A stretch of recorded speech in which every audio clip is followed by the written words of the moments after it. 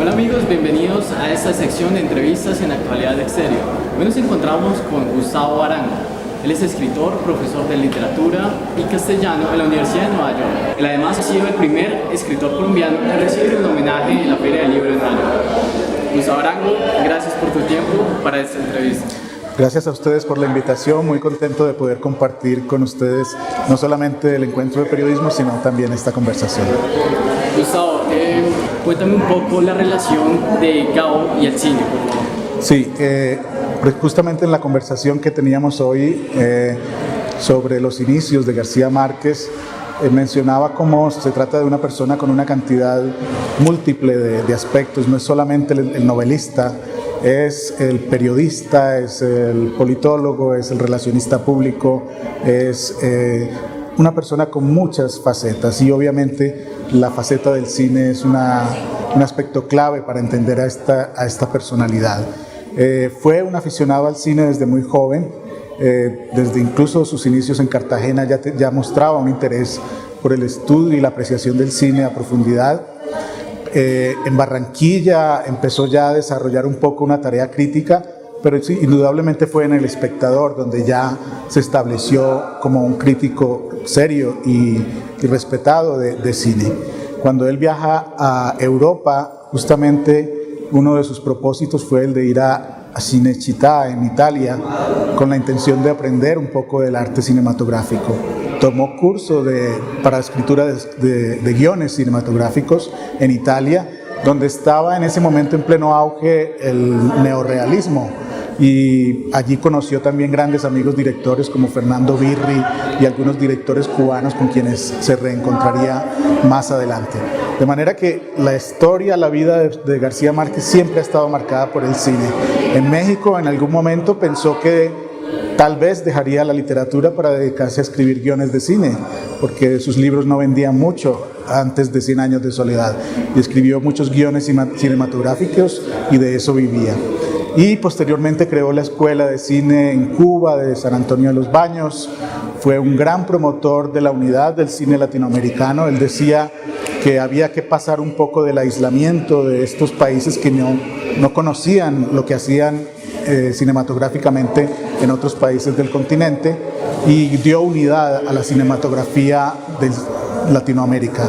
Y yo creo que el gran auge del cine latinoamericano en los años 90, donde también él apoyó el Festival de Cine de Cartagena, y de comienzos del siglo XXI se debe en buena parte al apoyo, al entusiasmo que García Márquez puso en preparar a los directores, a toda la gente del cine, en promover esa gran pasión suya que también iba paralela con la literatura. Cuéntame un poco acerca de esa etapa del Gao cuando empieza a ser como el crítico de cine, cuando llega El Espectador y empieza a escribir acerca del cine. ¿Qué recuerdos tienes de eso? Bueno, es interesante que Colombia no ha sido un país donde la crítica en general se haya desarrollado grandemente y es realmente revelador que haya sido un muchacho, porque era muy joven en aquel momento, de la edad de ustedes en cierto modo, quien llegara desde la provincia, desde la costa, a convertirse en el crítico cinematográfico más serio. Creo que esa es una prueba de su disciplina. No se contentaba con ver la película, sino en tratar de entender qué había detrás de esas películas, cuál era el lenguaje cinematográfico, el poder ideológico del cine también.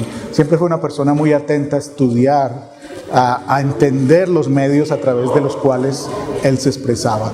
Entonces creo que el gran ejemplo, la gran enseñanza que nos deja es eso. Si quieres dedicarte a una disciplina en particular, debes procurar en todo sentido conocerla profundamente. Es un modelo no solamente para el estudio cinematográfico, sino en general en todas las artes y en todas las disciplinas. Si quieres hacer algo, hay que hacerlo muy bien y conocerlo muy bien. ¿Cuáles crees que son las mayores obras o realizaciones de Gao en el cine? Bueno, curiosamente creo que hay una opinión muy común, y es que las novelas de García Márquez difícilmente se adaptan al cine. Cuando se hace ese paso de la novela al cine, generalmente el resultado no alcanza a atrapar todo lo que hay en los libros. Por eso García Márquez tomó la decisión de hacer guiones específicamente para ser llevados al cine y a la televisión. Incluso fue un gran promotor de las telenovelas. Decía que la telenovela era un vehículo maravilloso porque en una sola noche una telenovela podía llegarles a 15 millones de personas, mientras que para llegar a 15 millones de personas a través de los libros es muy difícil. Y curiosamente también él está detrás de ese auge de la telenovela colombiana que ha logrado exportarse, que no es la telenovela simplemente basada en estereotipos de clases sociales, el eterno drama de la Cenicienta repetido una y otra vez, sino que propuso realmente que la telenovela fuera otra forma del cine, que expresara la cultura popular, que tuviera un lenguaje cinematográfico que fuera un producto de calidad. ¿Cuáles crees que fueron las mayores influencias de Gabo en sus comienzos para hacer cine? Bueno, el neorrealismo italiano. Era un gran admirador, por ejemplo, de Vittorio De Sica, de ese tipo de cine donde no se utilizaban actores profesionales, sino actores naturales.